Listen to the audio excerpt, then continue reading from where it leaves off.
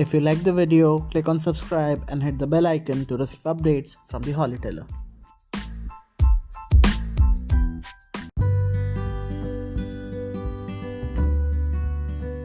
Hello दोस्तों, आज जिस मूवी के बारे में हम बात करने जा रहे हैं उसका नाम है द शॉशैंक रिडेम्पशन। ये मूवी एक 1982 की novel Rita Hayworth and the Shawshank redemption पर बेस्ड है। इस मूवी में मेनली 3 कैरेक्टर्स हैं जिनके आसपास ही ये पूरी मूवी चलती है। इन 3 में से जो पहला कैरेक्टर है वो है एंडी डुफ्रेन। एंडी एक बहुत बड़े बैंक का वाइस प्रेसिडेंट होता है और उसे 1947 में अपनी बीवी और उसकी बीवी के लवर को मारने के जुर्म में 2 back to back life imprisonment की सज़ा मिलती है और उसे शॉशैंक की जेल में डाल दिया जाता है। जो हमारे सेकंड कैरेक्टर है वो है एलिस बॉयड रेडिंग, जिसको कि रेड नाम से भी जाना जाता है। रेड एक कन्विक्टेड क्रिमिनल होता है जो कि पिछले 20 साल से शॉशैंक की जेल में बंद होता है।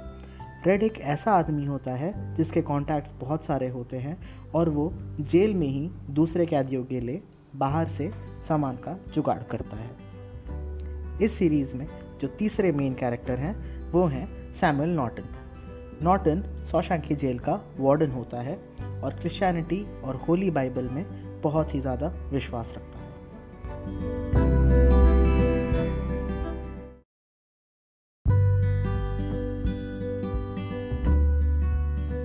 एंडी को 1947 में शॉशैंक भेजा जाता है और शॉशैंक के शुरुआती कुछ दिन वो किसी से कोई बात नहीं करता।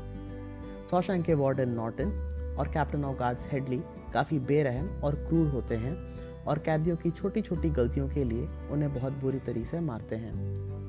कई बार कैदियों की इस वजह से मौत भी हो चुकी होती है।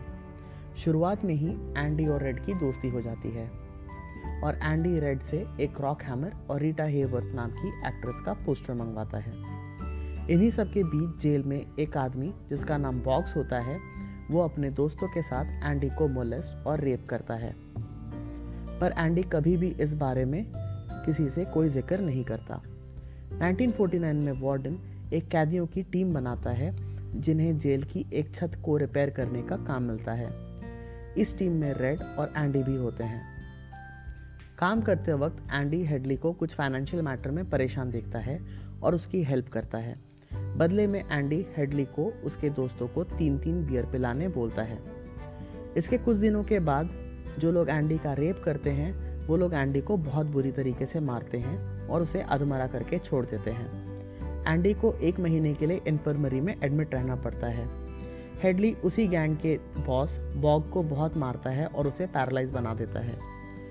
हेडली के बाद जेल के बाकी ऑफिसर्स और यहाँ तक कि वार्डन भी एंडी की फाइनेंशियल मैटर्स में हेल्प लेने लगते हैं। वार्डन एंडी को लाइब्रेरी के काम दे देता है क्योंकि वहाँ पे जो पहले से लाइब्रेरियन होता है उसको जेल से रिहा किए जाने के ऑर्डर्स आए हुए होते हैं। इस आदमी का नाम होता है ब्रुक्स। ब्रुक्स लास्ट 50 सालों से जेल में बंद होता है और जेल के बाहर उसका कोई नहीं होता। जेल की बाहर की दुनिया उसके लिए बिल्कुल अनजान होती है। ब्रुक्स जेल के बाहर जाकर खुद को बहुत अकेला पाता है और डिप्रेशन की वजह से सुसाइड कर लेता है। यहीं इस दौरान जेल में एंडी स्टेट सेनेट को हर वीक न्यू बुक्स और फंड्स के लिए रिक्वेस्ट भेजता है। 6 साल बाद एंडी को उसके लाइब्रेरी फंड्स के नाम पर $200 का चेक और कुछ पुराने बुक्स और मैगजीन्स इशू किए जाते हैं। एंडी खुश होकर और फंड्स मांगने लग जाता है। इतने सारे रिक्वेस्ट लेटर्स के बाद स्टेट सेनेट अथॉरिटीज़ काफ़ी इरिटेट हो जाते हैं और हर साल एंडी के लाइब्रेरी फंड्स के लिए $500 का चेक देने का डिसीजन लेते हैं। इतने सारे फंड से एंडी लाइब्रेरी को कम्प्लीटली रिनोवेट कर देता है और वो न्यू इंग्लैंड की बेस्ट प्रिजन लाइब्रेरी बन जाती है। 1959 में वार्डन एक इनसाइड आउट प्रोग्राम लॉन्च करता है जिसमें वो शॉशैंक के कैदियों से सोसाइटल काम करवाता है, पर वार्डन इन सब कामों के से अच्छी खासी ब्लैक मनी कमा लेता है। रोज शाम में एंडी के साथ बैठकर वार्डन इस ब्लैक मनी को चैनल करके वाइट मनी में कन्वर्ट करता था और एक ऐसे आदमी के अकाउंट में डिपॉजिट करता था जो रियलिटी में एग्जिस्ट ही नहीं करता, पर उसके नाम पर सारे फेक डॉक्यूमेंट्स जैसे birth certificate, social security number और बैंक अकाउंट्स होते हैं। ईयर 1965 में जेल में एक नए कैदी की एंट्री होती है जिसका नाम होता है टॉमी विलियम्स। टॉमी को 2 साल की सज़ा होती है और टॉमी जेल में रहते हुए अपनी पढ़ाई पूरी करता है ताकि जेल से निकलकर उसे कोई अच्छी जॉब मिल जाए और उसे चोरी ना करनी पड़े। एंडी टॉमी को हाई स्कूल पास करने में काफ़ी हेल्प करता है। एक दिन टॉमी रेड और एंडी को बताता है कि वो एक ऐसे क्रिमिनल को जानता है जिसने एक बैंकर की वाइफ का खून किया होता है और कोर्ट उस बैंकर को ही जेल में डाल देता है। एंडी समझ जाता है कि टॉमी की मदद से वो जेल के बाहर निकल सकता है। ये बात एंडी वार्डन को बताता है तो वार्डन एंडी को होल यानी कि काल कोठरी में डाल देता है और टॉमी को भी मरवा देता है। वार्डन ऐसा इसलिए करता है क्योंकि उसे डर होता है कहीं एंडी बाहर जाकर वार्डन के ब्लैक मनी की बात पब्लिक में रिलीज ना कर दे। वार्डन एंडी को बहुत टॉर्चर करता है जिससे एंडी अंदर से हिम्मत हार जाए और आज़ाद होने की उम्मीद छोड़ दे। काल कोठरी में 2 महीने बिताने के बाद एंडी बाहर आता है और रेड को अपने आज़ाद होने की विश के बारे में बताता है। एंडी रेड को ये भी बताता है कि वो आज़ाद होने के बाद मेक्सिको में जाकर एक होटल खोलेगा और एक पुरानी बोट खरीदेगा और उस बोट को रिपेयर करके अपने होटल में आए गेस्ट्स को उस बोट पर फिशिंग करवाने ले जाएगा। रेड को लगता है कि एंडी बहुत डिप्रेस्ड है और इसलिए वो ऐसी बहकी हुई बातें कर रहा है। एंडी रेड को बताता है कि बक्सटन नाम की एक जगह है जहाँ पे एक फील्ड में एक ओक ट्री है और उस ओक ट्री के पास एक रॉक वॉल है। उस रॉक वॉल के बेस पर ओक ट्री के नीचे एक वॉल्केनिक ग्लास रॉक है जिसके नीचे एंडी ने एक बॉक्स छुपा रखा है। एंडी रेड को एक प्रॉमिस करने के लिए कहता है कि जब कभी भी एंडी शॉशैंक से बाहर निकले तो वो एंडी के बताए हुए जगह पर जाए और वो बॉक्स ढूंढे। इसके बाद रात में अकाउंट्स का काम फाइनलाइज करके एज यूजुअल एंडी अपने सेल में वापस आ जाता है। रेड को डर होता है एंडी सुसाइड करने वाला है। रात बीत जाती है और अगली सुबह सारे कैदियों को सेल के बाहर रोल कॉल के लिए बुलाया जाता है, पर एंडी बाहर नहीं आता। रेड को अब यकीन हो चुका होता है कि एंडी ने सुसाइड कर लिया है। वहाँ जब गार्ड्स एंडी के सेल पहुँचते हैं तो वहाँ उनको एंडी नहीं मिलता। एंडी के वहाँ से भागने की कोई भी निशान नहीं मिलते।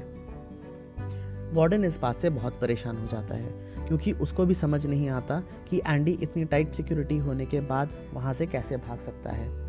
वार्डन गुस्से में चेस पीस रीटा हेवर्थ के पोस्टर पर फेंक के मारता है। वो सबको पता चलता है कि एंडी ने पोस्टर के पीछे से सुरंग बनाई होती है और उसी से भाग निकलता है।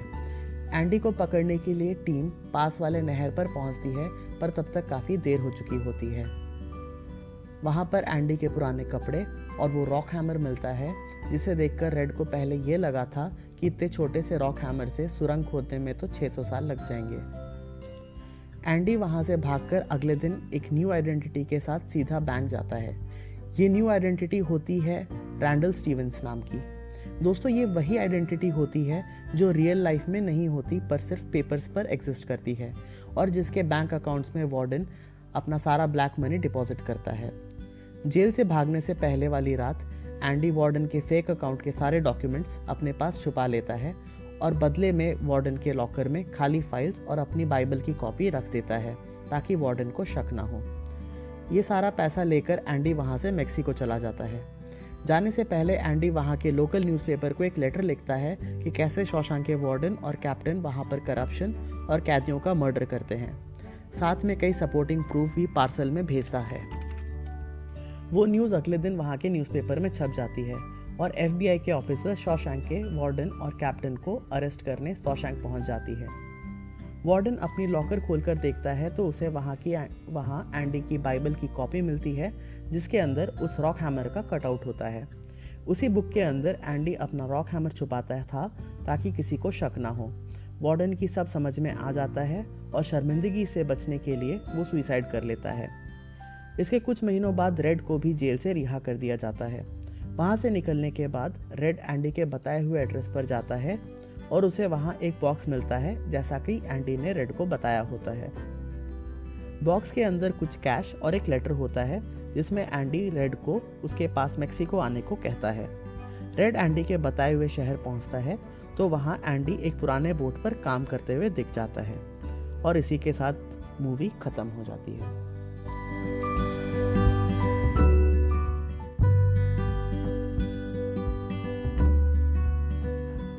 दोस्तों, शॉशैंक रिडेम्पशन हॉलीवुड की वन ऑफ द बेस्ट और हाईएस्ट रेटेड मूवीज़ में से एक है। ये मूवी ऑस्कर के 7 कैटेगरीज के लिए नॉमिनेट भी हुई थी, बट अनफॉर्चुनेटली इस मूवी को एक भी ऑस्कर नहीं मिला। रिलीज़ के टाइम ये मूवी फ्लॉप साबित हुई थी, पर बाद में धीरे धीरे लोगों ने इसे अप्रिशिएट करना स्टार्ट किया और इस मूवी को इसका वेल डिजर्व रेपुटेशन मिला। इस मूवी में ऐसे कई पॉइंट्स हैं जिसे हमें लाइफ के लेसन्स लेने चाहिए। पहला, life is not always fair. Andy को निर्दोष होते हुए भी शॉशैंक जाना पड़ता है और अपने लाइफ के 20 साल वहाँ गुजारने पड़ते हैं। Second point, where there is a will there is a way. Andy एक 6 से 7 इंच के रॉक हैमर से ही टनल बनाता है और शॉशैंक से भागने में सक्सेसफुल हो जाता है। Third point, one must have patience and persistence. Andy को 20 साल लगते हैं टनल बना के वहाँ से भागने में।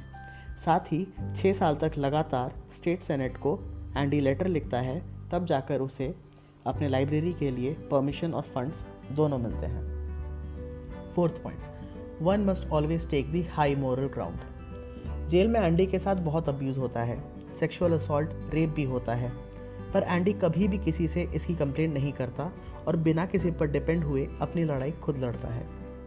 Fifth point, sometimes the simplest solutions are the best ones. Jail के सेल में टनल को छुपाने के लिए एंडी एक्ट्रेस की पोस्टर लगाता है ताकि किसी को भी डाउट ना हो। Sixth point, one must always think outside the box. Andy jail में रहते ही सब प्लान कर लेता है कि उसे जेल से कब भागना है, कहाँ भागना है और खुद की सर्वाइवल प्लानिंग कैसे करनी है। Seventh point, one feels better while helping others. Andy drink नहीं करता था, पर हेडली की हेल्प के बदले में वो अपने दोस्तों के लिए बियर मंगवाता है ताकि उसके दोस्तों को खुशी मिले और उनकी खुशी में ही एंडी भी खुश हो जाता है। 8 point, one should always respect others. Red एक कन्विक्टेड क्रिमिनल होता है और वहीं एंडी एक बड़े बैंक का वाइस प्रेसिडेंट होता है। फिर भी जब एंडी रेड से पहली बार मिलता है तब वो उसे सर बोलकर एड्रेस करता है। 9th point, what goes around comes around. इस मूवी के स्टार्टिंग में दिखाया गया है कि हेडली और वार्डन प्रिजनर्स को बहुत मारते हैं, बट मूवी के एंड में वार्डन को सुसाइड करना पड़ता है और हेडली को जेल हो जाती है।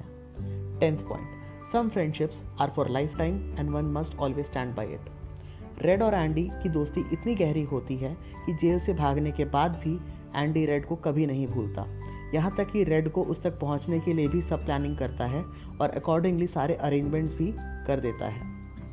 11th and most important point जो इस मूवी से हमें सीखने को मिलता है, fear can hold you prisoner while hope can set you free. I hope आपको मूवी की आउटलाइन और ये इंपॉर्टेंट पॉइंट्स अच्छे लगे हों। अगर आपको ये अच्छा लगा तो प्लीज़ इसको लाइक करें, शेयर करें अपने दोस्तों के साथ और कमेंट्स में बताएं आपका experience. Thank you very much.